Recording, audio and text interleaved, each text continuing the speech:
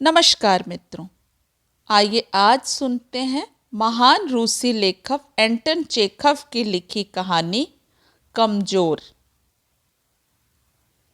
अपने बच्चों की अध्यापिका यूलिया वार्सिलिएवाना का आज मैं हिसाब चुकता करना चाहता था। बैठ जाओ यूलिया, मैंने उससे कहा। तुम्हारा हिसाब चुकता कर दिया जाए? हाँ, तो फैसला हुआ कि तुम्हें महीने के 30 रूबल मिलेंगे, है ना? नहीं 40, नहीं 30। तुम हमारे यहाँ 2 महीने रही हो, 2 महीने और 5 दिन, पूरे 2 महीने। इन 2 महीनों के 9 इतवार निकाल दो। इतवार के लिए तुम कोल्या को सिर्फ सैर कराने के लिए ही लेकर जाती थी, और फिर 3 छुट्टियां, 9 और 3 12, तो 12 रूबल कम हुए। कौल्या 4 दिन बीमार रहा।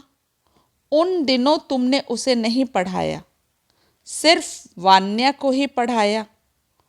और फिर 3 दिन तुम्हारे दांत में दर्द रहा। उस समय मेरी पत्नी ने तुम्हें छुट्टी दे दी थी। 12 और 7 हुए 19। इन्हें निकाला जाए तो बाकी रहे 41 रूबल। ठीक है। यूलिया की आंखों में आंसू भर आए। और नए साल के दिन तुमने 1 कप प्लेट तोड़ डाला। 2 रूबल इनके घटाओ। तुम्हारी लापरवाही से कोल्या ने पेड़ पर चढ़कर अपना कोट फाड़ डाला था। 10 रूबल उसके। और फिर तुम्हारी लापरवाही के कारण ही नौकरानी वान्या के बूट लेकर भाग गई, सो 5 रूबल उसके कम हुए। 10 जनवरी को 10 रूबल तुमने उधार लिए थे। 41 में से 27 निकालो, बाकी रह गए 14। यूलिया की आंखों में आंसू उमड़ आए। मैंने एक बार आपकी पत्नी से 3 रूबल लिए थे। अच्छा, यह तो मैंने लिखा ही नहीं। 14 में से 3 निकालो, अब बचे 11। सो यह रही तुम्हारी तनख्वाह। 3 3 3, 1 और 1। धन्यवाद, उसने बहुत ही हौले से कहा। तुमने धन्यवाद क्यों कहा? पैसों के लिए।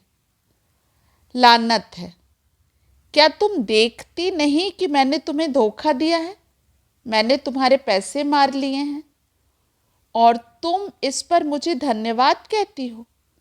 अरे, मैं तो तुम्हें परख रहा था। मैं तुम्हें 80 रूबल ही दूंगा। यह रही पूरी रकम।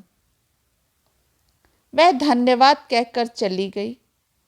मैं उसे देखता हुआ सोचने लगा कि दुनिया में ताकतवर बनना कितना आसान है। दोस्तों, ये छोटी सी कहानी लेकिन कितनी बड़ी सीख देती हुई कि आखिर ताकतवर है कौन, जो दूसरों को धोखा दे या दूसरों की पीड़ा समझे। फिर मिलेंगे जल्द एक नई कहानी के साथ। आप सभी का समय शुभ हो। नमस्कार।